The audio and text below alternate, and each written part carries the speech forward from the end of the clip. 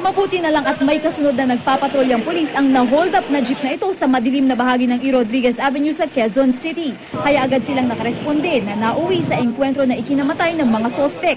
Sinubukan pa raw silang isugod ng mga pulis sa ospital pero agad silang namatay. Kwento ng driver ng jeep, pasado 1:00 raw ng madaling araw nang sumakay ng jeep ang 3 sospek. Ilang saglit pa, bumundot na sila ng baril at sumpak at nagdeklara ng hold up.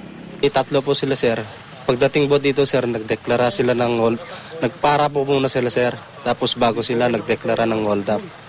Yung dalawa po, sir, may hawak po na kutsilyo sa loob. Tapos yung isa po dito, sir, may hawak po na sumpak. Kaya hindi na po kami nakapalag, sir, kasi baka iputok po yung sumpak, sir. Nasundan ng nung ating yung QC40, nagpapatrolya sila. Kasi itong lugar po kasi talagang ito, talagang prone ito sa hold up. Nagkaroon sila ng commotion, parang nagkakagulo sa jeep. Nung makita nilang may nakasunod na may nakabuntot sa kanila, nagkapulasan sila, takbuhan sila.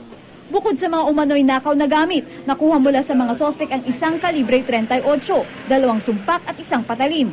Ayon sa mga pulis, madalas ng modus ng mga sospek ang ganitong estilo ng panguholda. Sasakay sila ng jeep, pagdating dito, madilim kasi dito, magdideclare sila ng hold up, tatakbo sila sa kabila. BMA yan eh.